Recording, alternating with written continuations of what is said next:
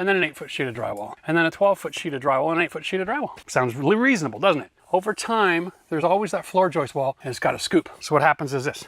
You put on your first sheet, okay? And then the next sheet follows the ceiling, and then you've got gaps here, and you've got gaps here. And then you put on the next sheet. Well, I want to go stagger my joints. Now I got a gap here, and then I got to go. It's just a mess. And so by doing it this way, you eliminate all of these gaps. I know that's exaggerated, but it's true. You're going to have a bowed ceiling. You got to go bottom up. It's a lot easier to adjust the ceiling because square is the goal here. So I can put the bottom down, my factory joints nice and tight, all my gapping, my spacing, my corners, everything's nice and tight. The only issue I have is right at the ceiling. Well, that's not a big deal if you know how to tape. And then we'll show you a couple of tricks while we're installing around the room so you can get it perfectly snug as a bug in a rug, finish at the ceiling. So what we need here is our dimensions. Let's go 101 3/4. Now this is the bathroom on the other side. We've put in some insulation for some soundproofing. And then all I want to do before I get started is just mark on my floor where the middle of my studs are. These markers are a lifesaver and they will help us get an amazing result. And then we can cut the next piece to fit the space that's balanced. Now you are going to find that using blocks and setting this down is so much easier than trying to hold the drywall against the ceiling at the same time.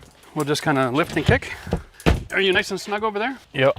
Why does that stud disappear? Is there something in the way? Huh. Here's the problem. This stud is all rounded over. So when I go add a screw to this drywall later, it's not going to hit the meat. We're just going to have to probably add a block here. We're going to have a hard time getting that screwed in. Same thing. We're going to screw all this on. This is an easy wall because we don't have any plugs. There's nothing to measure down to. It's going in the back of the closet. I'm drawing a line from there to there, and I'm going to hit the middle. Just let gravity do its thing. And then it's so much easier because this is all in one field of sight. You can just set that up right in between. Every once in a while, you're going to hear that. It's not a problem. Most likely hit a knot in the wood. If you need to, you can always come back with a regular drill later. Now here's a little trick for you. Take your 4-inch knife when you're doing your drywall screws and just run it over the surface. Okay, that's how you'd set their depth. Now the drill gun has a depth setter. Leave them a little more proud. I can go left. That's 3 clicks. Now when I run it, I'm making contact. So the way you set your depth setter, one more notch down, run it over your surface.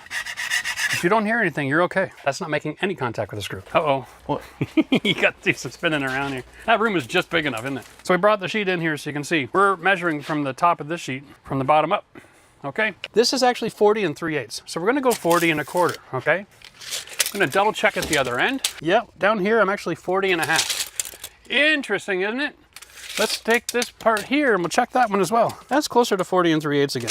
So if I wanted to make a straight cut, which is the easiest, I'll show you what I do here. 40 1/2. And then I'm gonna go to 40 3/8 with my pencil.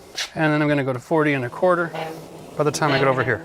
Now I've got a line I can follow. I don't wanna be in contact with the ductwork, so I'm gonna give myself a little bit extra room, knowing we're gonna be building bulkhead and adding drywall. I've got lots of room here. My drywall is cut there, or if the drywall is cut here, it makes no difference. That's why we do the bulkheads last. So we're gonna come down so that we can clear all of this from there. I'm going to translate that same number to this side of the sheet, and I'm going to take my square and draw my line.